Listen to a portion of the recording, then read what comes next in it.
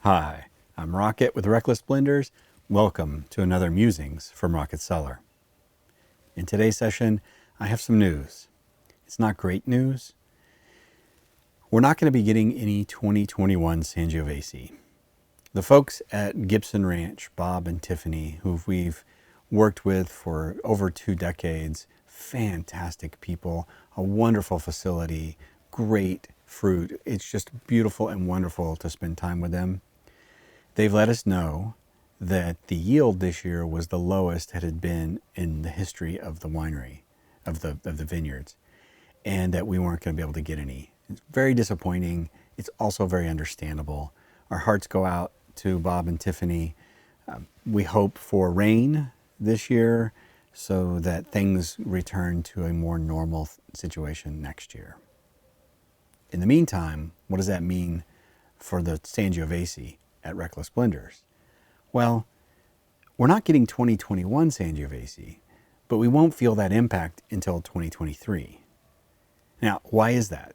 Well, when you get the wine, you take it through the fermentation process and you age it for 18 months so that in 2023, when we bottle it, that's when we won't have any.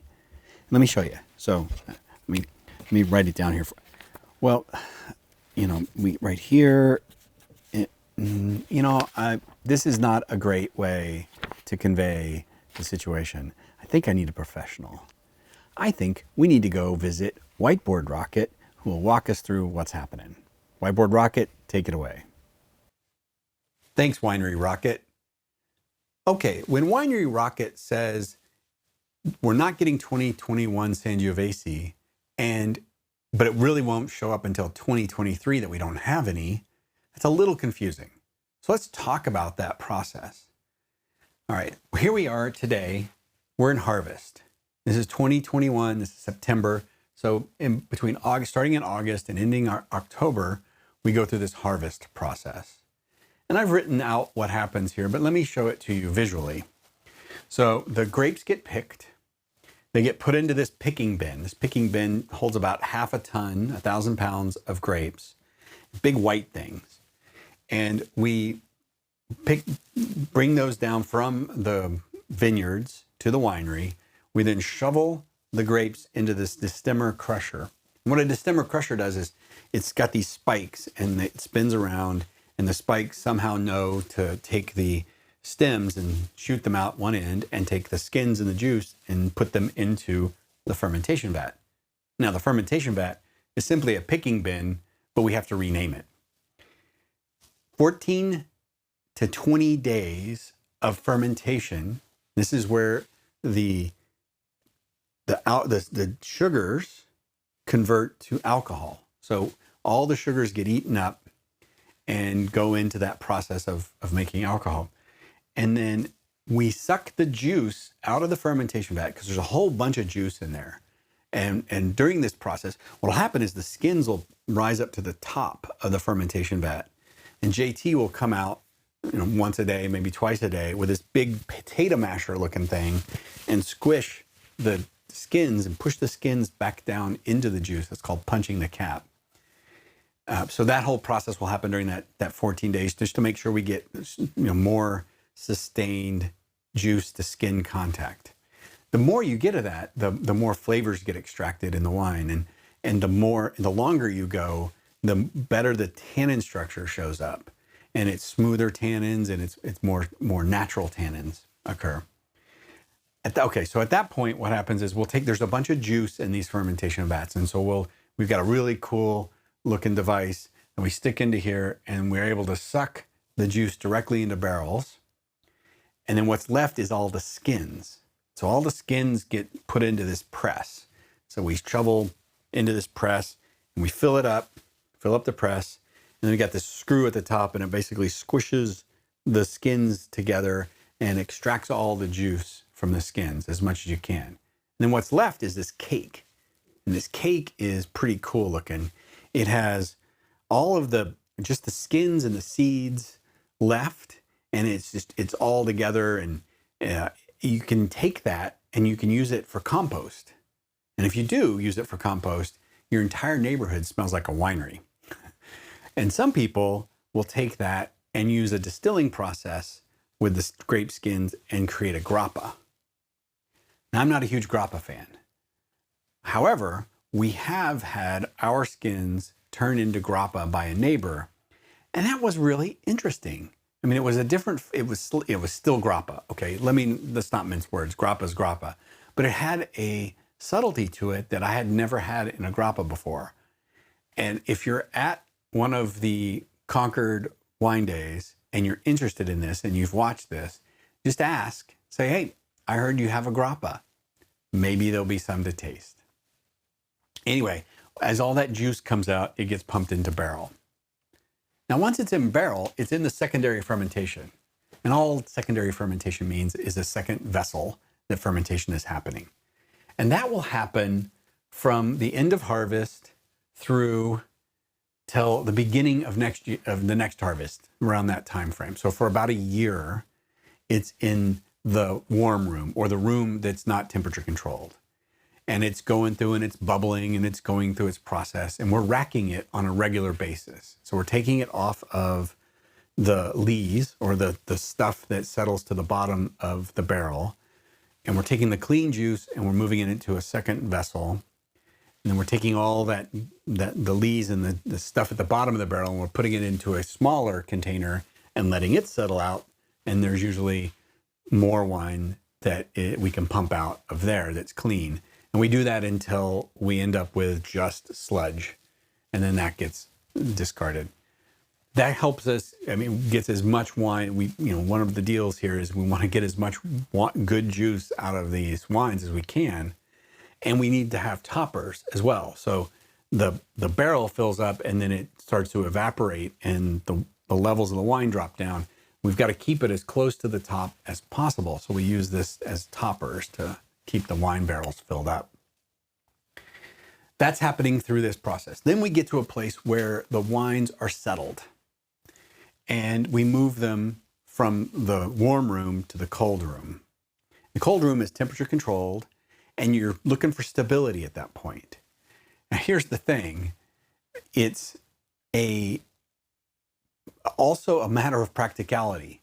So we have to move this into the cold room before the next harvest comes in, because we're space constrained and we're working with what we've got. So anyway, that's what happens. Then in the cold room, we're looking for, we're working with the oak treatment. We're checking to make sure the wines are stable.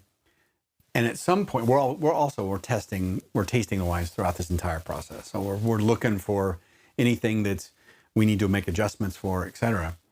And starting in December, early January timeframe that year, we start the blending process of the wines that were in the cold room.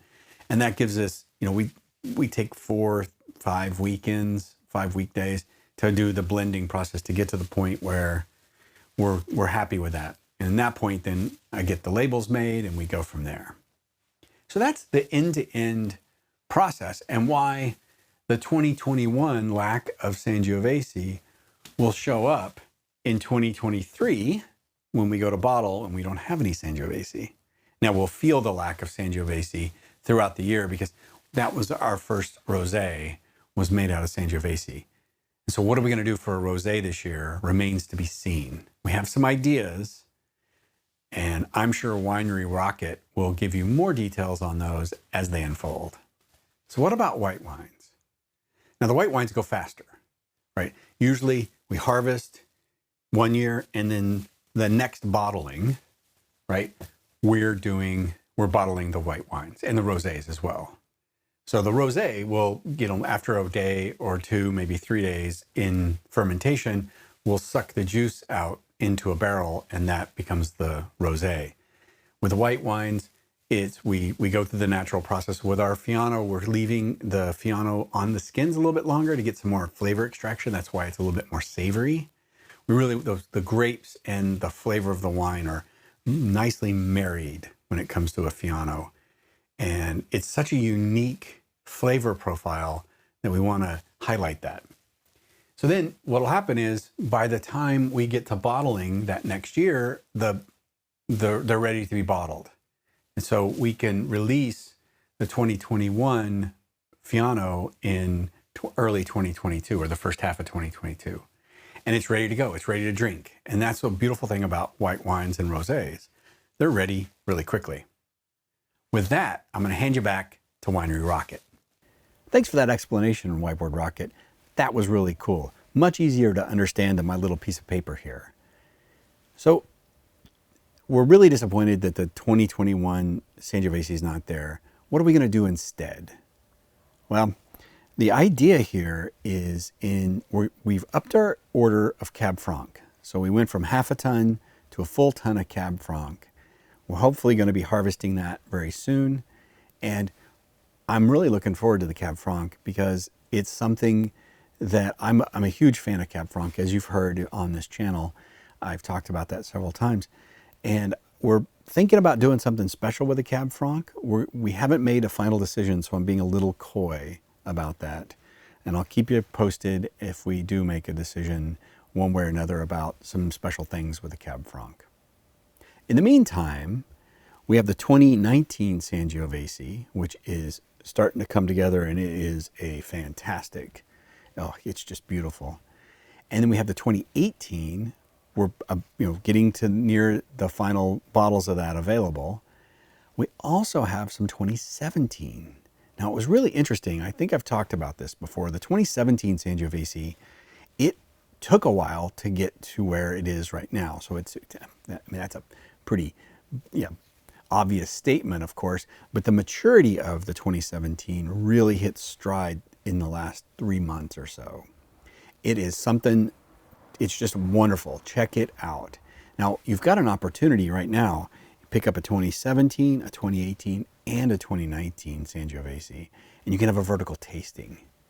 Now, you pick up a handful of those each, and then when we release the 2020 next year, you'll be able to do a 4-year vertical. That's pretty freaking cool. So the 2020 Sangiovese is going to be super interesting. This was the first year we made a rosé, and we made this rosé out of Sangiovese by pumping the juice out of the Sangiovese while it was fermenting. So what happened is there was less juice, more skin contact. So the 2020 Sangiovese is going to be incredibly intense. Now, that doesn't guarantee that we're going to make a Sangiovese, right? We let the grapes, the wines tell us what to do. And we want to make a Sangiovese for sure. If it's one of those things where it needs a lot more of something else to balance, we may turn it into a blend. We don't know yet. We'll know more as we get closer to bottling next year as we go through the blending process. I'll keep you informed here. I think we're going to make a Sangiovese out of it. That's my prediction. Now, I've been wrong when I've predicted that kind of stuff, and so we'll see how things go.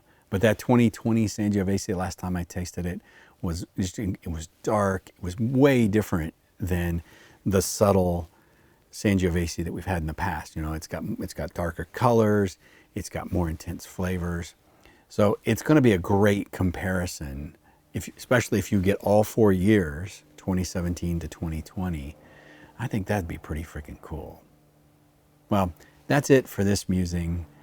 I'm Rocket with Wreckless Blenders. This has been another Musings from Rocket Cellar.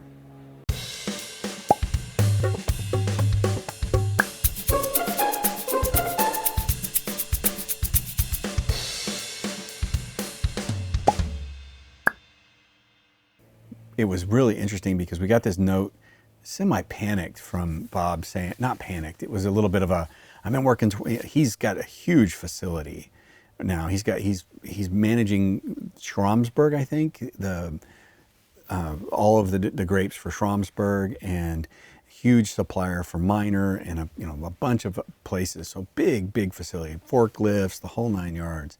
And I get this email. He's like, yeah, sorry guys, I've been I've been working really hard. We got these yield problems. And then he went quiet on us. And it's one of those things where they had gotten back to us, but the email was in the outbox or the drafts or something. And finally we get the email. We're supposed to go pick it up tomorrow, right? And we get back and, we kind of raised our hand again and said, what's going on? And he got back and said, yeah, it's the lowest yield. And it just really it's a sad thing. And who knows, you can point to climate change and you can point to, the droughts and all that kind of stuff, and everything's very interdependent. Grapes often thrive without water, right? So, but you need to water them at certain times of the year so that they have enough, they have enough goodness, and they've created enough energy, if you will, to sustain the process. And I don't know a lot. I know just enough about that. And there's periods of the year that you want to water, and then you want to not water while certain things happen. So it's something I'll study. I'll check it out and see if I can get a bit more information and maybe share it here.